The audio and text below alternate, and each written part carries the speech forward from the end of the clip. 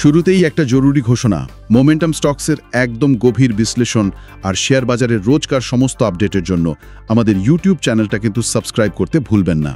নমস্কার, we learn investing এর আজকের অনুষ্ঠানে স্বাগত। শেয়ার বাজারে আজকের চালচলনটা বেশ ভাবার মতো ছিল, তাই না? হ্যাঁ, 17ই জুলাই 2025-এর মার্কেটটা যেন একটু অন্যরকম। আমাদের কাছে আজকের বাজারের পুরো ডেটা আর তার বিশ্লেষণ আছে। চলুন একটু গভীরে যাই, কি ঘটল আজ বাজারে। আচ্ছা, দেখুন, প্রধান সূচকগুলো সেন্সেক্স আর নিফটি দুটোই কিন্তু বেশ খানিকটা পড়েছে। সেন্সেক্স প্রায় 375 পয়েন্টস 0.45% কমে 82,259.24 শেষ হলো। হ্যাঁ, আর নিফটি সেটাও প্রায় 100 পয়েন্টস 0.40% কমে 25,111.45 বন্ধ হয়েছে। সব মিলে যদি দেখেন, বিএসই লিস্টেড কোম্পানিগুলোর মার্কেট ক্যাপিটালাইজেশন প্রায় 1.53 লাখ করোড় কমে গেছে। একদম। দিনের শুরুটা যদিও একটু লাভের সঙ্গেই হয়েছিল, কিন্তু বেশিক্ষণ থাকেনি, দ্রুতই বিক্রির চাপ চলে আসে। তাই তো? হ্যাঁ, আর সূচকগুলো দিনের প্রায় সর্বনিম্ন পয়েন্টে কাছাকাছি গিয়ে বন্ধ হয়েছে, যা আসলে বাজারে বিক্রির চাপটাকেই স্পষ্ট করে তোলে। কিন্তু এই যে পতনটা হলো, এর আসল কারণটা কি? আমার যা মনে হচ্ছে Q1 FY26 এর যে আর্নিং সিজন শুরু হলো, তার ফলাফলগুলো কি খুব একটা ভালো আসছে না, বিশেষ করে আইটি আর ব্যাংকিং। হ্যাঁ, আপনার ধারণাটা একদম ঠিক। আইটি সেক্টর তো আজ সবচেয়ে বেশি ক্ষতিগ্রস্ত। নিফটি আইটি ইন্ডেক্স প্রায় 1.39% পড়েছে। ও, টেক মহিন্দ্রার কথাই ধরুন না, ওদের প্রফিট আফটার ট্যাক্স পিএটি গত বছরের তুলনায় 34% বাড়ল। হ্যাঁ, সেটা তো বেশ ভালো। কিন্তু শেয়ারটা পড়ল 2.8%। কারণটা হচ্ছে রেভিনিউ গ্রোথ প্রত্যাশার চেয়ে কম ছিল, আর ম্যানেজমেন্ট ভবিষ্যতের জন্য যে গাইডেন্স দিয়েছে সেটা বেশ সতর্ক। আচ্ছা, শুধু লাভ দেখলেই হচ্ছে না? না, একদম না। উইপ্রোর ক্ষেত্রেও দেখুন, প্রায় একই গল্প। 11% YoY প্রফিট গ্রোথ আছে, কিন্তু রেভিনিউ ফোরকাস্ট দুর্বল, তাই শেয়ার পড়েছে। বাজার এখন শুধু YoY প্রফিট দেখছে না। তাহলে কি দেখছে? দেখছে রেভিনিউ গ্রোথ আর ফিউচার গাইডেন্স, ভবিষ্যতে ছবিটা পরিষ্কার কিনা সেটার উপর বেশি জোর দিচ্ছে। তার পেছনের পারফরমেন্সের থেকে ভবিষ্যতের দিশাটাই এখন আসল, তাই তো? আচ্ছা, ব্যাংকিং সেক্টরে কি খবর? ওরাও কে চাপে? হ্যাঁ, ব্যাংকিং সেক্টরও কিন্তু আজ চাপে ছিল। নিফটি ব্যাংক পড়েছে প্রায় 0.59%। অ্যাক্সিস ব্যাংকের রেজাল্ট তো এলো বাজার বন্ধের পর। হ্যাঁ, কি খবর? ওদের স্ট্যান্ডঅ্যালোন নেট প্রফিট গত বছরের তুলনায় 4% কমেছে, আর নেট ইন্টারেস্ট ইনকাম NII সেটাও প্রত্যাশার থেকে কম। ও, ইন্দাসেন্স ব্যাংকের শেয়ারও দেখুন, প্রায় 1.90% পড়েছে। বাজারে একটা ধারণা তৈরি হচ্ছে যে ব্যাংকগুলোর নেট ইন্টারেস্ট মার্জিন বা নিম সেটা হয়তো চাপের মধ্যে আসতে পারে। একদিকে তাহলে আইটি আর ব্যাংকিং পড়ছে, কিন্তু অন্যদিকে সব সেক্টরই কি একই রকম হলে পড়েছে? না না, এখানেই তো ব্যাপারটা মজার। মিড ক্যাপ আর স্মল ক্যাপ ইন্ডেক্স কিন্তু আজ একটু হলেও বেড়েছে। বিএসই মিড ক্যাপ প্লাস 0.07% আর বিএসই স্মল ক্যাপ প্লাস 0.30%। তাই নাকি? হ্যাঁ, অ্যাডভান্স ডিক্লাইন রেশিও যদি দেখেন, প্রায় সমান সমান।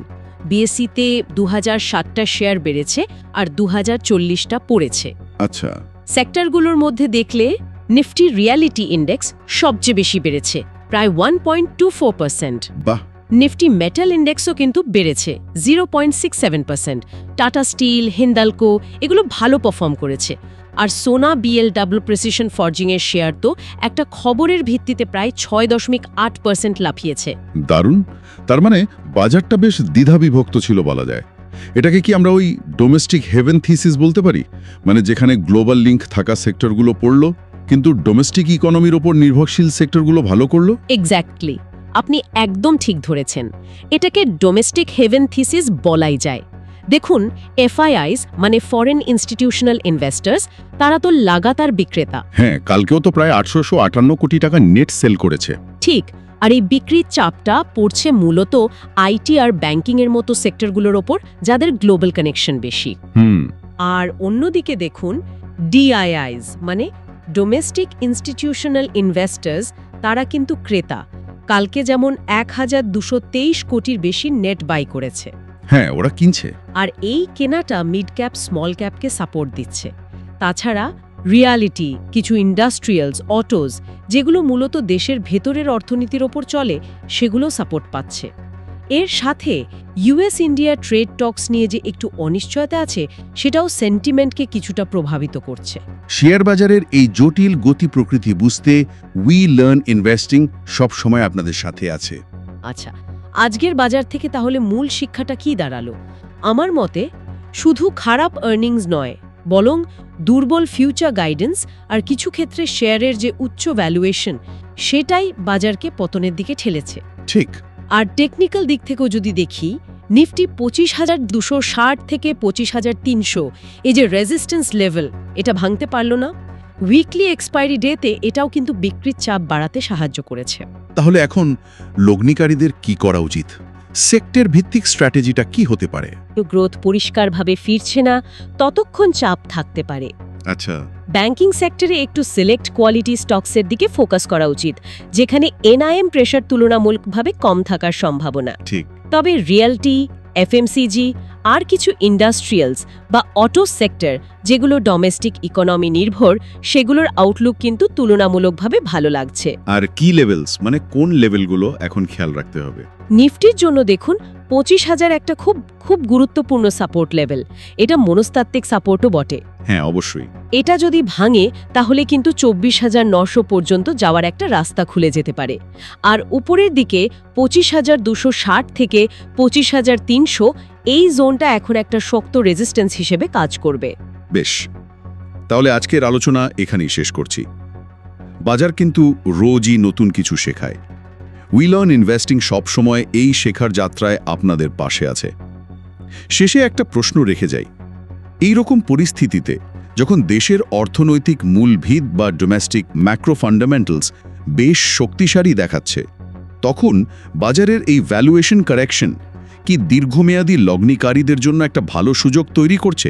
অবশ্যই, এটা একটা ভাবনার বিষয়। শেয়ার বাজার সম্পর্কে আরও জানতে এবং সবসময় আপডেটেড থাকতে চোখ রাখুন উই লার্ন ইনভেস্টিংয়ে।